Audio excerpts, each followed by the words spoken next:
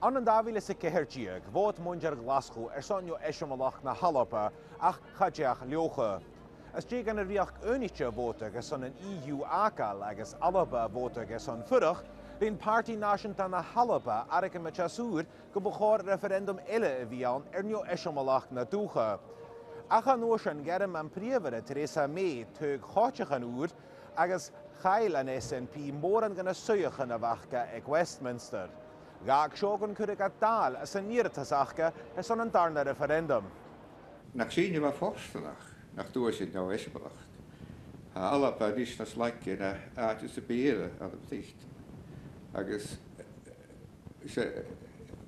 ha go háid cuitmacht ag Alapa go faisin Joe Varadkar an a Brexit. So go bhaid barach geile agus go dtí productivity agus óprichi ag Alapa ruthe siar Alapa drást. Bchór na dosin ionta mo Brexit dúna go stogar gus an bí títe ag gachtúigh san EU iontacha gréis. Churmi céistear minister Brexit na Halapa Michael Russell cunne bhad an dúil an dana referendum neo eisiomálach na Halapa a chumáil. Until there is clarity, we can't give people that choice, and that is the dilemma we face.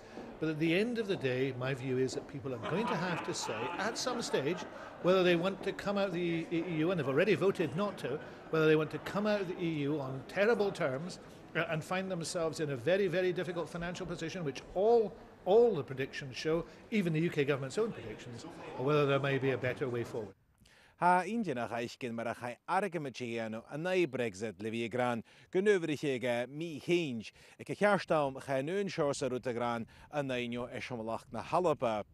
Ach a laibh eile chai argamatianug gan big carman úra an laib an dárút. Ag a chearstám ha go leor a gúine an a ha cur taich grí önamart agus chanéal leis an déile. Ha mi an beach go da chúspa go tuair éalachte húnta.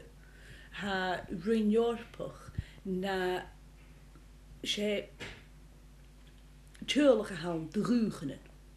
Dúchanan ag go bhfuil cuach is na rutan ach go héin a ha cumasach is na dúchanan ach go héin a had a chu lugan a chéanú agus dúchanan ach go héin a rialagan an dói a ha fregarach. Agus sé tuirlach a has an rinneorpa dúchanan a tin chéile son triplagen na smó a chud ceart. Acha argamid Indianach eile an man a cheall a hetar an dá chuspad. Han mi tuksin idir in soort fjallsanach ag Nicola Sturgeon. Had Sean furach in zijn Ronarpe agus smachke Ronarpe wie ieskach agus tuanachas agus wat masin.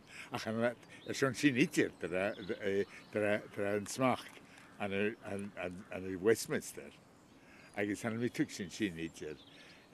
Von amisjes minder kan jig smach na cuachcan sin me dhéar a hail de gúnéidin.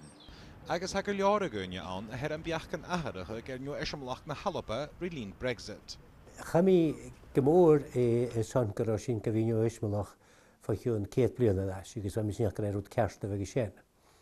Chami gaithcin in dúch idirrealite agus chami éad mín den árach agus na buch tuagéil an Hami gaithcin nach dioine de núdói agus gobí naui.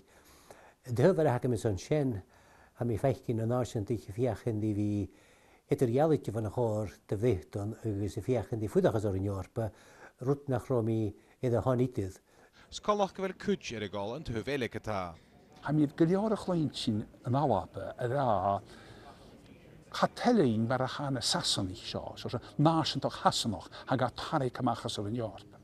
Ma héitje deurs mar sin, agus fadoch in láitileg na Halapanig, ha sin slúte gemacha únúnig, son bhí an únig eile, agus na chéirte sin het muintjes an da úni, chan sin cínteach a sin fadoch in na sascíð, na dúni tíd mód ar an Jorpa, na dúni an na Sassin.